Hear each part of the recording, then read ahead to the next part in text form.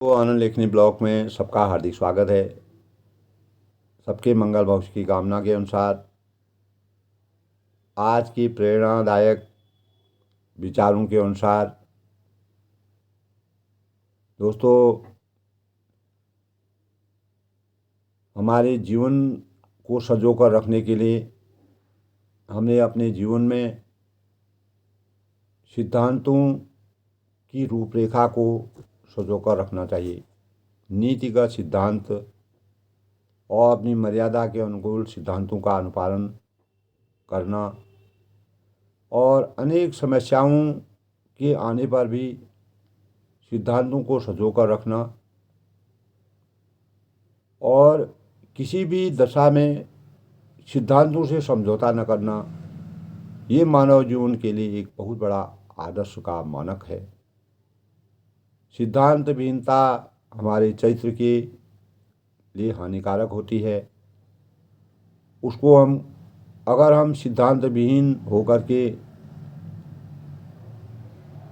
इधर उधर भटकने की कोशिश करते हैं, सुख की प्राप्ति के लिए, महत्वाकांक्षा के लिए और निजी व्यक्तिगत स्वार्थ के लिए अगर हम सिद्धांतों से समझौता करते हैं तो यह हमारे जीवन के लिए प्रेरणा का स्रोत किसी भी हालत में नहीं बन सकता।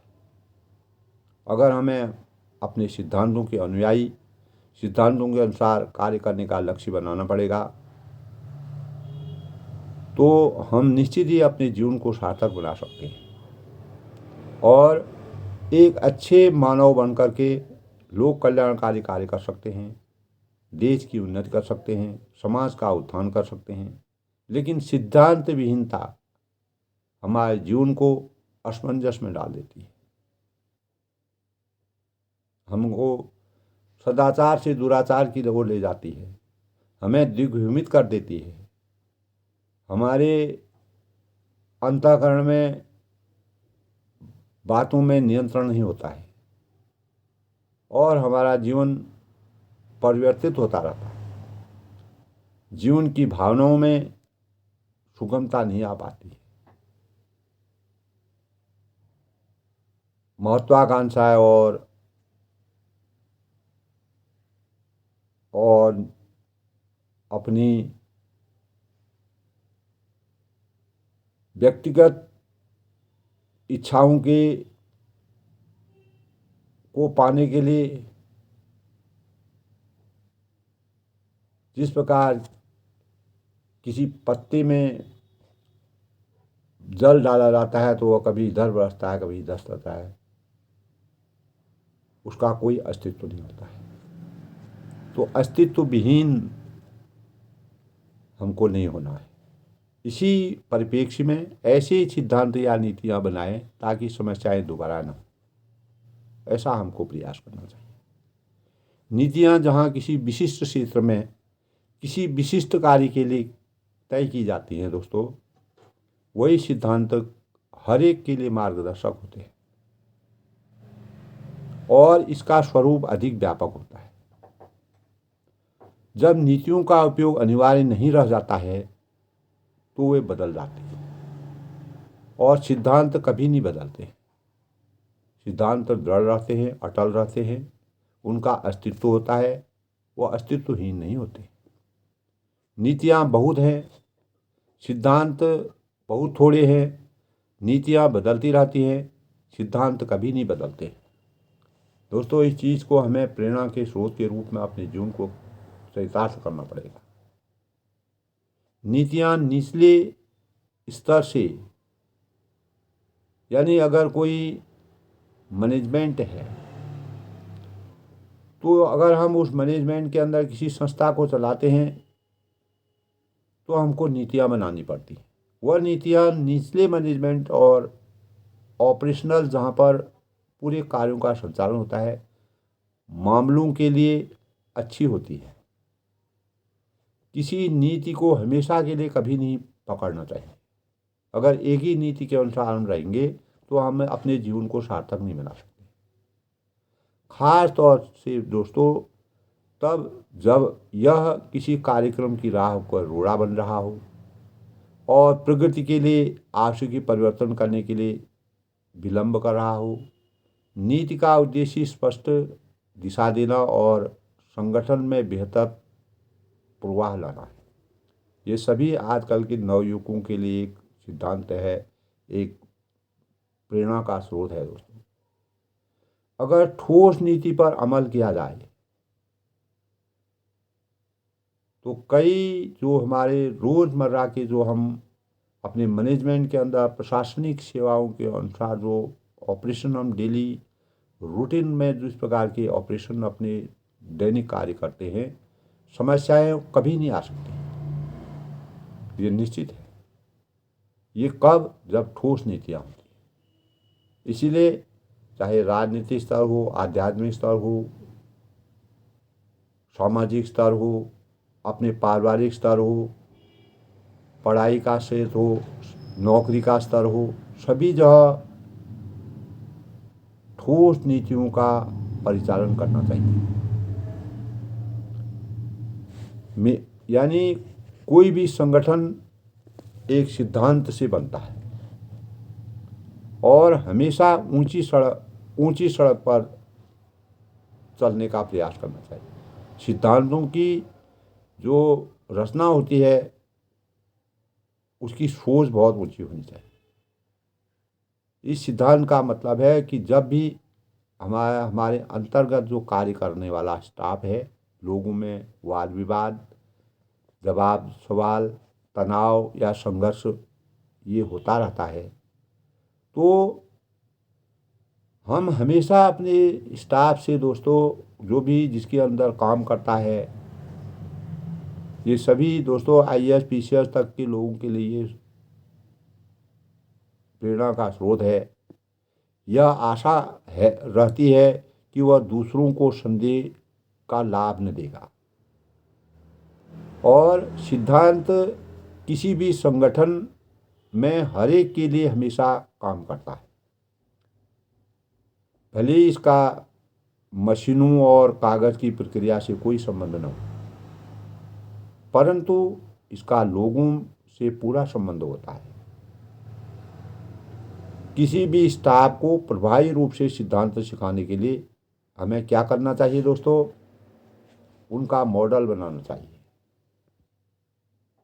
ये प्रेरणा का स्रोत है दोस्तों। ऐसे सिद्धांतों और नीतियाँ बनाएं ताकि समस्याएं दोबारा खड़ी ना हो। इसलिए हमको क्या करना चाहिए? उसका मॉडल बनाना चाहिए। अगर आपको अपने स्टाफ को सुरक्षित ढंग से किसी संस्था को चलाने के लिए, तो स्टाफ को का एक मॉडल बनाना चाहिए। इस सवाल का जवाब देकर उन्हें जोड़ना चाहिए कि अपने जीवन में इसका प्रयोग किस तरह हम करें, किस तरह से हम अपने जीवन में इसका अमल करें। तो जब हम उन्हें इन सिद्धांतों को अपने जीवन में उतारते हैं, अपने जीवन में इसको चरितार्थ करते हैं, लागू करते हैं, तो उन्हें अवश्य बधाई देना चाहिए। तब हमारे सिद्धांतों की सही पराकाष्ठा होगी और हमारी नीतियाँ सुसंगठित होंगी। तो अंत में दोस्तों, हमें अपने चारों तरफ सही लोगों को रखने का महत्व के बारे में सोचना चाहिए। और समस्या सुलझाने के संदर्भ में अगर आप हमेशा समस्या सुलझाने वालों के बीच रहते हैं, तो कभी अपने आसपास के लोगों को भी सोचना और अपने निर्णय खुद लेना नहीं सिखाते। तो आपके पास यानी हमारे पास भी अनुयायियों का एक समूह होना चाहिए, जिससे हमें भी पता चले और निर्णय लेने के लिए आप पर एक दूसरे पर कोई भी निर्भर नहीं रहेगा। स्वयं अपना निर्णय खुद लेना है, तभी वह सिद्धांत और नीतियाँ बनाए, दोबारा कोई भी समस्या नहीं आ सकती है। तो दोस्तों, जो भी निर्णय लेने के लिए एक दूसरे पर निर्भर होगा, कई साल पहले लोगों में अनेक समस्या यह आती थी, धीरे धीरे वह समस्याओं का निदान हुआ उन समस्याओं को सुलझाने के लिए अनेक प्रकार के लोगों ने जन्म लिया। उन्होंने उसके अनुसार लगातार उसमें गुणात्मक परिवर्तन करके अपने जीवन को, हमने मान लीजिए कोई उपकरण बनाया है, उस उपकरण में हमको किन सिद्धांतों का, हमने किन नीतियों को का पालन किया था और उससे हमको क्या प्राप्त हुआ, आगे हमें उसके स्वरूप को कैसे सुधारना है, उस पर हमको विचार करना होगा। ये पूरे संगठन के सहयोग से संभव है। तो इस प्रकार की बातों को सुलझाने के से हमारा ध्यान हमेशा फैसलों की तरफ लगा रहेगा और समस्याएं सुलझाने में हर व्यक्ति की से हमें मदद प्राप्त होगी। और सुझाव, शायद यही सुझाव दोस्तों जीवन में नीतियों को मजबूत करने के लिए, संस्था को आगे बढ़ाने के लिए सबसे महत्वपूर्ण होंगे। इसके लिए दोस्तों कभी भी दूसरों को यह न सोचने दें कि आपके पास हमेशा सर्वश्रेष्ठ जवाब रहते हैं। जवाब हर इंसान के पास रहते हैं, कोई किसी पर निर्भर नहीं है। और परमात्मा ने जिसको जीवन दिया है वह अपने विचारों को, अपने भावों को कहने के लिए पूर्ण रूप से स्वतंत्र है। उसके अंतःकरण में चाहे कोई पढ़ा लिखा न हो, कम पढ़ा लिखा हो, वह भी अपने भावों को रखता है। उसको भी अपने भावों को कहने की स्वतंत्रता है। तो कभी भी दूसरों को यह न सोचने देना चाहिए कि आपके पास हमेशा सर्वश्रेष्ठ जवाब रहते हैं, दूसरे के पास नहीं रहते। सबको समभाव से अगर हम रखेंगे तो किसी न किसी से कोई न कोई नया चीज़ हम प्राप्त करेंगे। यही सिद्धांतों और नीतियों की समस्याओं को सुलझाने का सबसे बड़ा साधन है। इससे सिर्फ यह होगा कि आप पर निर्भर, यानी कोई किसी पर निर्भर नहीं होगा। सवाल, अगर कोई किसी भी संगठन को, किसी भी संस्था को चलाना है तो एक दूसरे से सवाल जवाब पूछना चाहिए। लोगों को उनकी समस्या की पूरी प्रक्रिया को बनाने का प्रयास करना चाहिए। सोचने और समझने की सोच सब में होनी चाहिए, चाहे कोई बड़ा हो, छोटा हो, या कोई अपने को शहंशाह समझे, तो उससे भी हम कुछ ज्ञान प्राप्त कर सकते हैं। लेकिन उसको, अगर कोई एक खेल का कोच होता है, वह कोच अगर किसी की बातों को नहीं सोचेगा, उसमें विचार नहीं करेगा, कोई कुछ कह रहा है, किसी को कोई समस्या है, तो वह खेल में कभी भी विजय प्राप्त नहीं कर सकता है। तो दूसरों से छुपना, अपने आप को प्रभावी बनाना, अपनी बातों को मानना, ये एक अच्छे सिद्धांत और नीतिगत नहीं है। सर्वश्रेष्ठ प्रदर्शन हमारा तभी बाहर निकलेगा जब हम किसी को भी शहंशाह नहीं समझेंगे। आदर सम्मान, जिससे हम सब कुछ प्राप्त करते हैं, उसका आदर सम्मान होना चाहिए। और अंदर की गहराई तक जाने के लिए एक दूसरे की मदद करना बहुत ज़रूरी है। और उसकी समस्याएं और जो उसकी क्षमताएं हैं उसको बाहर लाना है। किसी भी व्यक्ति में कोई भी क्षमता हो सकती है, जब तक उसकी क्षमता को हम बाहर नहीं लाएंगे तो हम नीति के अनुसार अपनी समस्याओं को नहीं सुलझा पाएंगे। तो शहंशाह जो मुखिया होता है दोस्तों, वह आदेश देता है, सबके विचारों को लेता है, सबकी समस्याओं को सुलझाता है और अंततोगत्वा वह अपने अंतःकरण में मनन करता है, तब वह नीतियों का निर्धारण कर सकता है। उनके सुझाव चाहे हम कागज़ पर लिखें या व्यक्तिगत रूप से कहें, तो अपने विचारों को घुल मिल कर एक दूसरे को साझा करना चाहिए। जब तक उन्हें आपके विचार, एक दूसरे के विचार आपस में भावात्मक लगाव जब उनको तब तक नहीं होगा, तब हम नीतियों को सही नहीं कर सकते। एक दूसरे के सुझाव समस्याओं का सर्वश्रेष्ठ समाधान होता है। और इस बारे में निर्णय के लेने के लिए सभी का मत वांछनीय होता है। तभी हमारा दोस्तों कोई मैनेजमेंट हो या कोई संस्था हो, कोई खेल हो, कोई अभिरुचि हो, कोई भी ग्रुप से संबंधित जो भी हमारा प्लान है वह विकसित हो सकता है। मान लीजिए हम गेम को ही लेते हैं, गेम का प्लान स्वामित्व और स्वामित्व की जिम्मेदारी लेने को अगर हम किसी को कहें तो उन्हें टाइम फ्रेम और जवाबदेही की प्रक्रिया निर्धारित करने की क्षमता उसके अंतर्गत होनी चाहिए। उसके मतलब वह एक टाइम फ्रेम के अंदर और उस बात की पूरी जवाबदारी वह ले, इसका ज्ञान उनको होना चाहिए। तब हम सिद्धांतों और नीतियों को बनाने में किसी प्रकार की समस्या दोबारा हमारे जीवन में नहीं आएगी। दोस्तों, हमारा सिद्धांतों और नीतियाँ बनाने और उनकी समस्याओं को दोबारा न आने के लिए हमारा लक्ष्य एक होना चाहिए, सामूहिक लक्ष्य एक होना चाहिए। कोई भी बैठक हम करते हों तो दूसरा व्यक्ति अपनी समस्या का विश्लेषण करने की उसमें क्षमता होनी चाहिए, समाधान सुनने की क्षमता होनी चाहिए, समाधान सुनना चाहिए। और कोई भी गेम प्लान होता है, कोई भी संस्था का कोई भी कार्य होता है, चाहे वो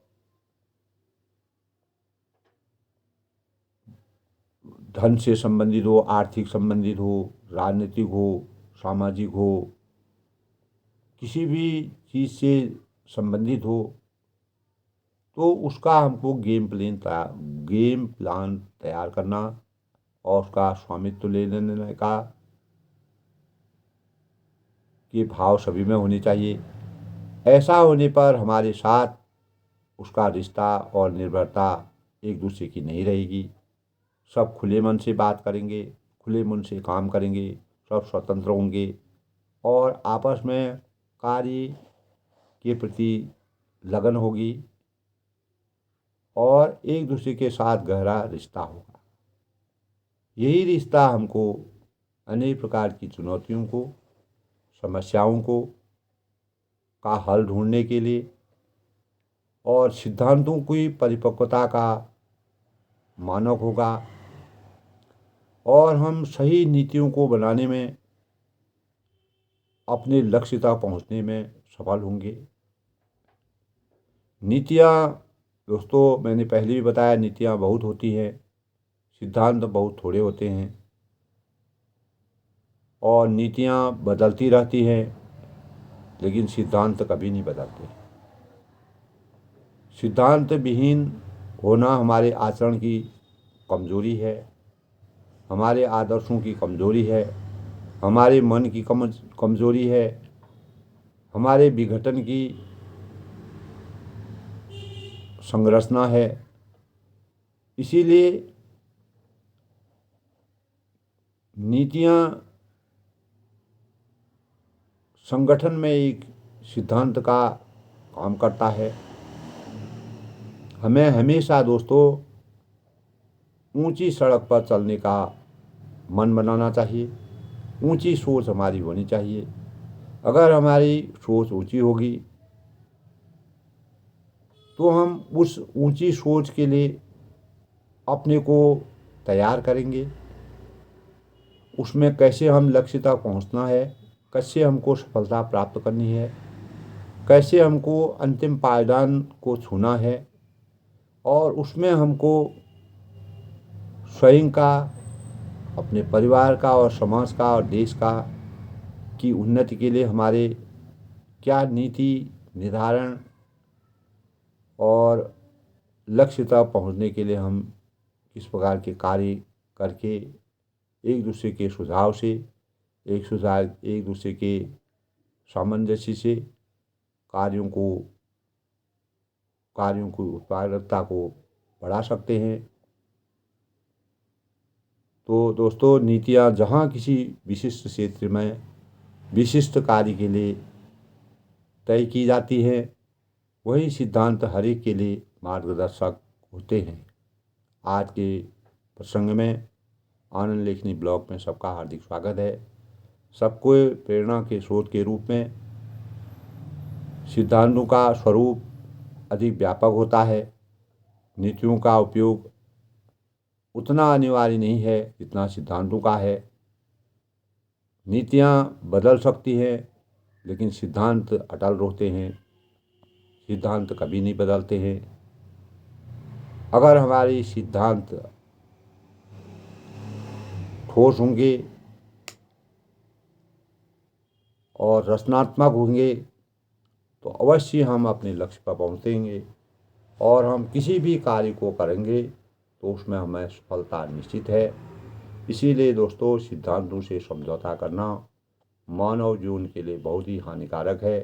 सिद्धांतों पर अटल रहना मानव जीवन का सबसे बड़ा वरदान है। सबके मंगल भविष्य की कामना के साथ सिद्धांत विहीन बनने से हमेशा अपने को बचाए रखें। सिद्धांतों पर अटल होकर के अपने कार्य को स्वरूप दें। निश्चित ही आप अपने कार्य में सफल होंगे, चाहे आप किसी भी क्षेत्र में कार्य करें। सब लोग खुश रहें, प्रसन्न रहें। इसी प्रकार अपने लक्ष्य तक पहुँचने का के सिद्धांतों को मजबूती प्रदान करें।